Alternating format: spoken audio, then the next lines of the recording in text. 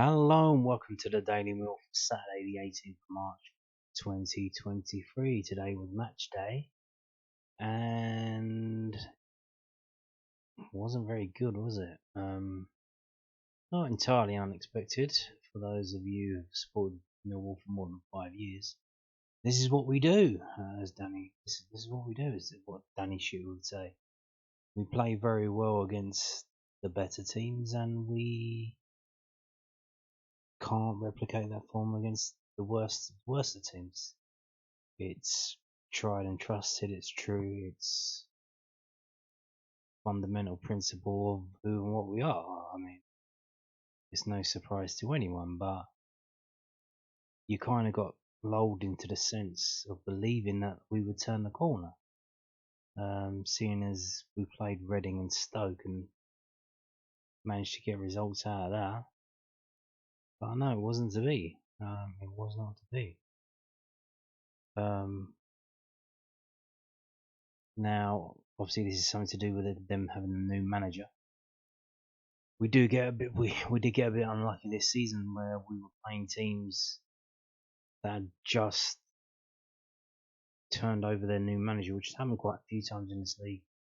And then they have the new manager bounce, and they get that bounce against us, which is not ideal. But here we go. We're playing a different Huddersfield Town as what everyone else has played against, because they're managed by Neil Warnock. Very, very good manager for all his faults and weaknesses, but he is a very good football manager. He knows the game. He knows how to be a football manager and get results. So there you go. It's just one of those things, isn't it? So this is the match report from southernnews.co.uk. Millwall 0, Huddersfield Town 1. The Lions suffered their 12th defeat of the campaign at home to Neil Warnock's Huddersfield Town. Millwall were handed their 4th home defeat of the season by relegation-threatened Huddersfield Town thanks to a second-half strike from Danny Ward. The Lions dominated the first half but failed to find the back of the net, with goalkeeper Thomas Vaclik called into action regularly as their hosts flooded forward. Neil Warnock's men started to gain control but were unlucky to make it to half-time level. The visitors continued to defend for their lives after the break, but they found the winning goal in the 67th minute when Ward slipped the ball into the back of the net from the left side of the box. Millwall continued to push forward in search of an equaliser. They failed to really threaten as the Terriers took all points. Match details. There was a sense of expectation at the Den given Millwall's impressive form and the fact that the visitors had won just once in 2023. It was reflected on the pitch as the hosts dominated from the start. Tom Bradshaw had a good chance to score early on when Tom Lees miscalculated George Long's goal kick, but the strike was nudged off the ball just in time. One of their best chances of the half came in the 7th minute when the Lions played a fantastic free-flowing move down the left. George Honeyman looked to cut inside but stopped himself to find Murray Wallace on the overlap. He in turn turned the ball onto his right foot and crossed for Andres Vogelsummer, who inexplicably missed from close range.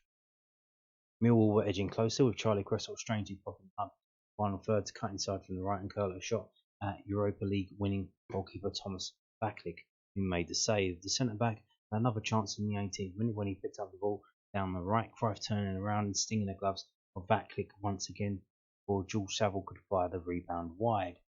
The chances dried up as Huddersfield gained some control. Not before Zion Fleming was presented with a glorious opportunity on the half-hour mark. The Dutchman played a neat 1-2 for Honeyman to play him into the box, curling a low shot past the post. Cresswell's presence in the final third continued pushing forward and launching a shot over the bar 2 minutes later. Huddersfield replied by setting up even more defensively, frustrating Millwall massively. Bradshaw's attempted a bicycle kick inside the box after a selfish free kick, with Wallace rushing in to try and win the rebound before it was cleared by the visitors. It kick-started a late flurry just before half-time as Josh Caroma was brought down inside the box by Danny McMahon. The referee played on, allowing Millwall to counter and test Vaclik with a powerful effort from Vogelsummer. Czech international made the save, allowing the Terriers to hold on until the break. Huddersfield stuck to their game plan and frustrated Millwall, pinning them to the edge of the box and limiting them to long-range efforts. Fleming had 2. His first was a free kick in the 50th minute, flew into the back of the Coldblow Lane end, while his second was a powerful shot from distance that ended up in the same part of the stadium in the 64th minute. In between the two goals, Gary Rowett made 2 substitutions.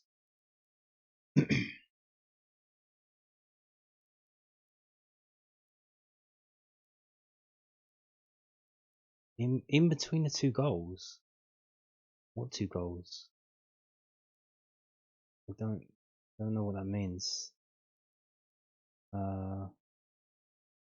In between the 2 shots, Gary Rowett made 2 substitutions, bringing Oliver Burke and Duncan Watmore into the fray for George Honeyman and Andres Vogelsam. It was expected to open up the game in the final third, but instead ended up with the visitors taking a lead in the 67th minute. Danny McNamara failed to properly clear a ball across the face of goal, leading to Huddersfield regaining possession down the left. They put the ball into the box for substitute Danny Ward, who scooped the ball over George Long to give his side the lead, their first shot on target. Millwall huffed and puffed, especially in the last 10 minutes. Ryan Leonard fired a powerful shot past the post and won a corner. Bradshaw brought down in the box as Romain Esse crossed it. The referee waved play on and host came again. Esse was dispossessed after a clever ball from Burke towards the end of the 90 minutes before the youngsters involved the game by flashing a powerful ball across the goal that nobody could get a touch on. 7 minutes of added time gave Rowett's men hope of an equaliser, but they were handed their third home defeat of the season, despite their pressure in stoppage time. And we're going to go over to millwallfc.co.uk for the team and the subs. The team was Long, Cooper, Wallace, Bresswell, McNamara, Leonard, Honeyman, Saville, Fleming, Vogelsam, Bradshaw. The substitutes were Malone for Wallace on 84 minutes, Shackleton for McNamara on 84 minutes, Burke for Honeyman on the 60th minute, Esse on for Saville on the 76th minute, and Watmore on for Vogelsam on the 60th minute. And the unused subs were Biakovsky and Hutchinson. And the crowd was 14,968 and 556 away fans. A bit of a now that team is the exact same team that played midweek, which if you've been watching this channel for a while, you know that I hate that. That has been our downfall many times, and it seems that it's not understood that tired legs of very good players are not better than fresh legs of good to average players. Fresh legs are better than tired legs. We're playing 3 games in 7 days. You cannot play the same team 2 games in a row. You need to make changes, and I thought that there was a change because when Millwall Twitter put the team sheet up, the team graphic up at 2 o'clock, they had Shackleton starting instead of Saville, but they also made a mistake because they put Shackleton on the subs bench. So there were 2 Shackletons. But the number next to Shackleton starting in 11 was Shackleton's number. So assumed that Shackleton would be starting and Saville was on the bench. But no, they deleted that and then they put it up about 4 minutes later and it was showing, oh, the team's the same, and away we go. But even then, I'm like, I'm not. Even though I know that's a thing that is bad and that could cause us to lose the game, I never thought that we would lose this game. It never occurred to me. I'm like, okay, we should be okay. Make the changes. And how we were playing 45 minutes of bombarding Huddersfield and we hadn't scored yet. But then he still waits for 60 minutes. It's like it's pre-programmed in his head. 60 minutes, that's when we make the substitution. 75 minutes, that's when we make the substitution. You can make substitutions at half time. We should have scored. We didn't. Take the players who didn't score off. Namely, I would probably change Vogelsummer. And then go again. Why are you waiting for the 60th minute? We should have scored goals in that first half. And we didn't, and that's a bad thing. And when things are going badly, you need to change them. Now, you can argue, and managers do, they have a word with the team at half time. They say, you do this, you do that, you're not doing this properly, you need to do it this way. And that's their idea of changing it and fixing things. But sometimes you need to just change the players. Especially when you haven't made any changes at the start of the game when we've had 3 games in 7 days. So you haven't made any changes, the team's gone out there, they're huffing and puffing and they're not blowing anything down. Against the second worst away team in the league. Why are you waiting until the standard 60-minute mark before you make your changes? Yeah. Let's go back and look at the takeaways from this southwarknews.co.uk match report. Takeaways, another team to do the double. Before today, Norwich City were the only team to beat Millwall over 2 games in the Championship. Now relegation threatened Huddersfield Town join that list. There are 2 ways to look at it. On the one hand, it shows just how strong the Lions' home record is. To lose 2 games against one of the worst teams in the league is certainly not ideal. A big improvement will be needed for West Brom in 2 weeks' time. Yes, another team that plays in blue and white stripes at Huddersfield. They were wearing a dashing pink today. A score when we're on top. Millwall dominated Huddersfield for large parts of the game, but ended up losing a crucial game in the running. It's frustrating. Terriers defended for their lives and scored with their one big chance, and ultimately that was enough to secure 3 points. They did it against Reading and Swansea, but today was a bridge too far. They did a Millwall on us. They did what we do to other teams. They did that to us. They milled us. The perfect break. Gary Wright says it's better to enter the international break on a loss so you can reset and spend extended time looking at where to improve. And that's what they'll have to do over this next 2 weeks with West Brom away and Luton at home on the horizon. Important to turn a huge negative into something vaguely positive. Well, the thing you need to improve is that when you've got 3 games in a week, you don't play the same team twice.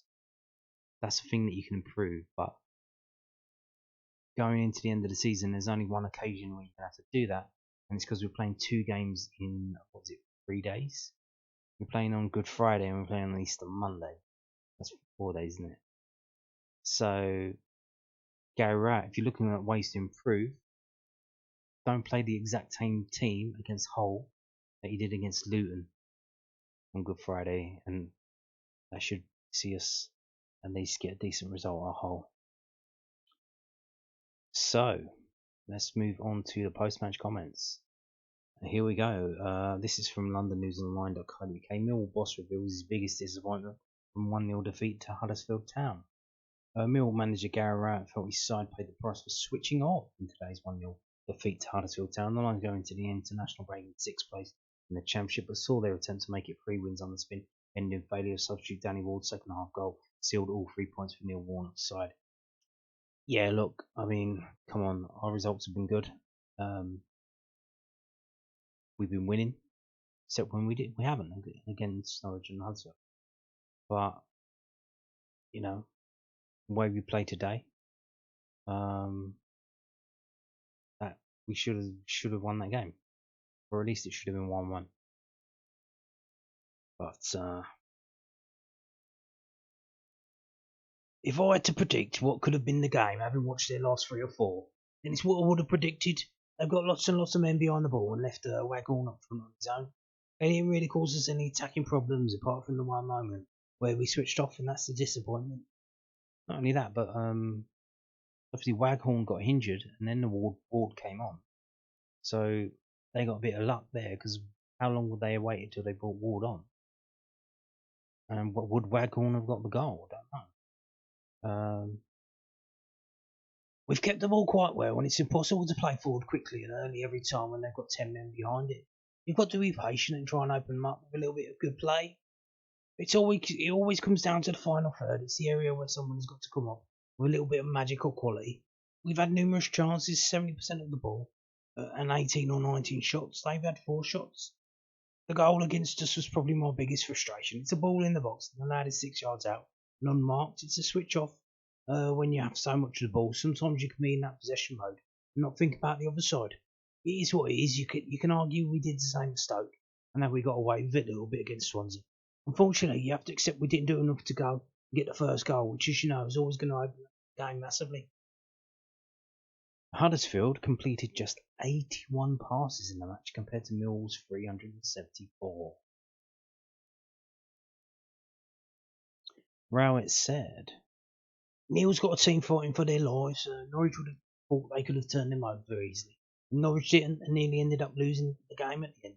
We tried to do the same. We dominated the game and had lots and lots of the ball. We should have taken one of our chances, and that's what happens when you don't. Regardless of how many passes we made or they've made, it shows how the game was, but ultimately, we've got to make sure it ends up 0-0 if you can't find that winner. At that point, I'll probably have accepted a draw, because it was a different type of game and a different type of challenge, not one we potentially have very often here at the Den.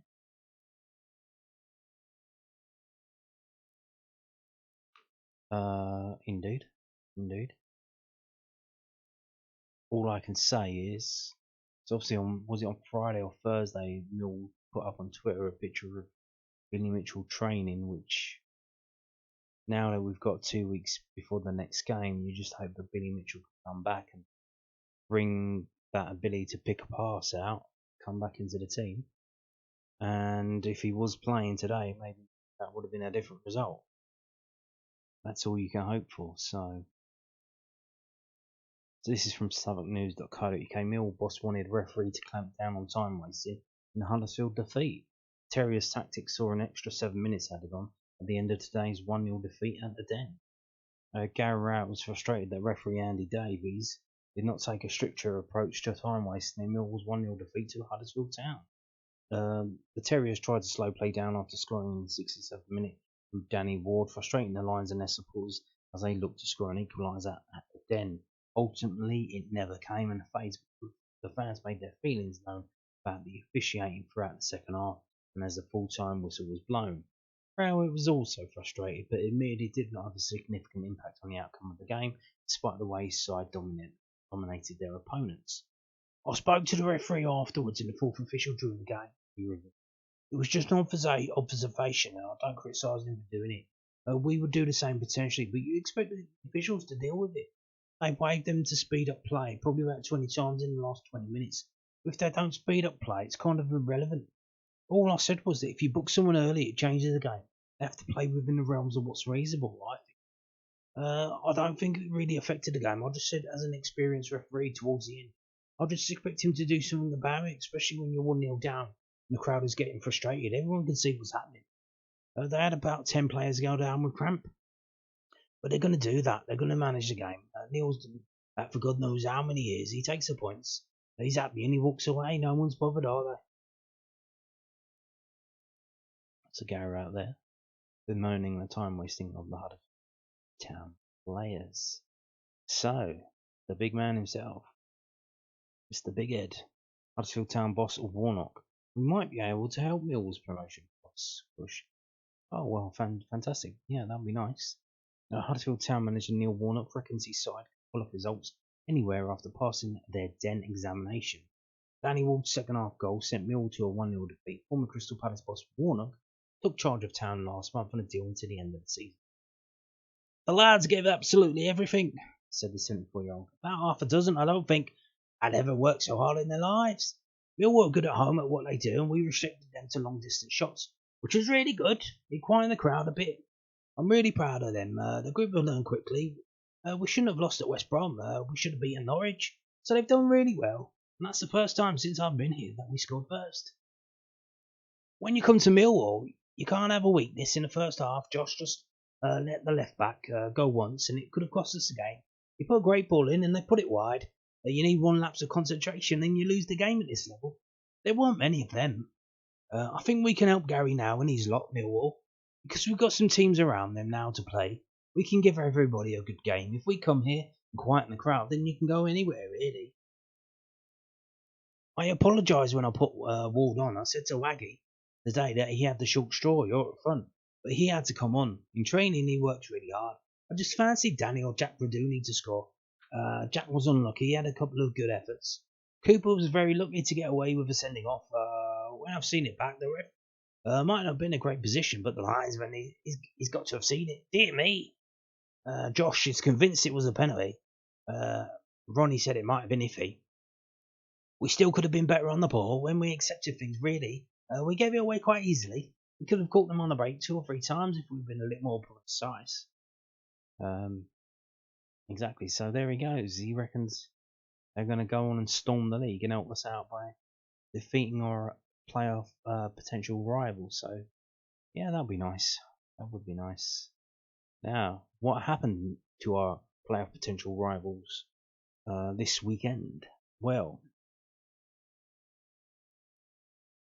Middlesbrough smashed Preston 4-0.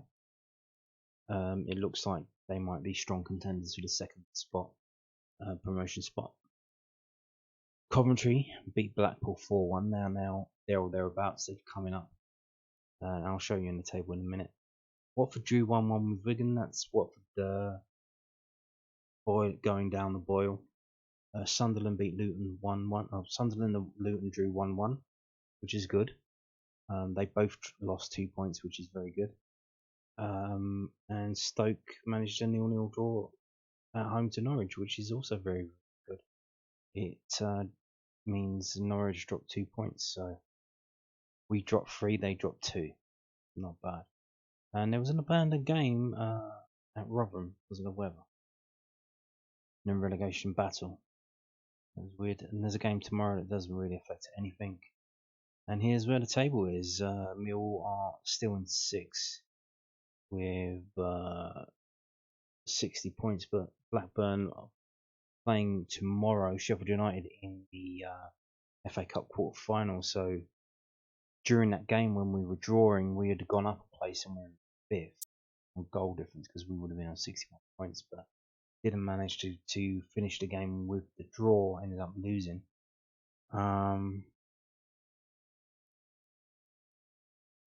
Norwich, of course, with their point gain today, means that they are now 3 points behind us, along with Coventry, who are also 3 points behind us because they won today. And the team who are not playing this weekend as well, West Brom, I guess, because their game was either against Blackburn and Sheffield United, and that was postponed due to FA Cup commitments. So our next game on 1st of April away at West Brom, if they win that could be quite shocking in terms of our position in the table. Because they will get a better goal difference than us. They will be 3 points behind us. They will have a game in hand on us. And it could mean that we fall out of the playoffs if Norwich and Coventry win their games. So if we just go forward and have a look. So Norwich and Coventry are at home to Stoke. Norwich are at home to Sheffield United. So that doesn't really mean that those are games that they could win. You think Coventry could win that? Of course, because they've got a better goal difference than us. If we lose against West Brom, it could be catastrophic. It could be sliding all the way down to 8th. And then being just behind West Brom, and they've got a game in hand on us, and it could be a completely different picture. So how it all changes on one result, it's very tense and it's very close. And there is no you don't get any resolve. There's no respite. It's constant pressure to get the win, because if you draw or you lose, you could find yourself slipping down the table. And but you should think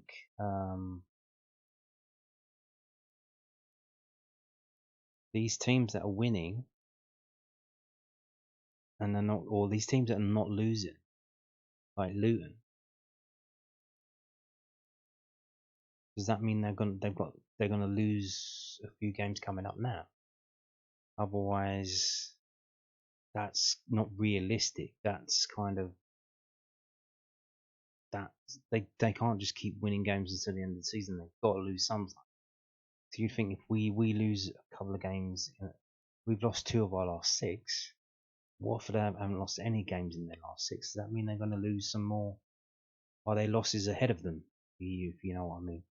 So they might have got some decent results in the last 6 games, but in the next 6 games, there's only 8 games to go. You like to think they might get a defeat or 2, which could help us out. But that defeat today does very much drop us back down a peg, and looking over our shoulder, and a defeat in our next game when we could be sliding down to 8th and possibly looking at the potential to be dropping down to 10th in a couple of games. So that's not good. That's not good at all.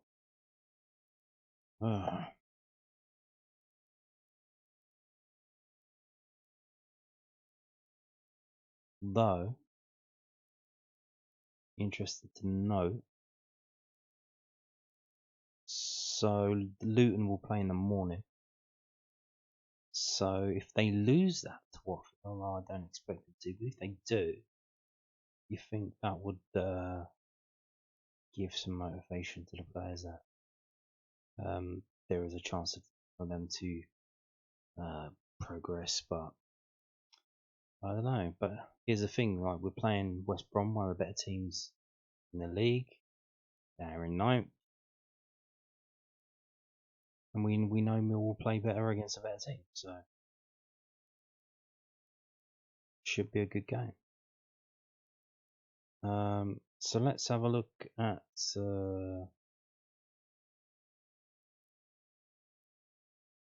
Let's just have a quick look ahead.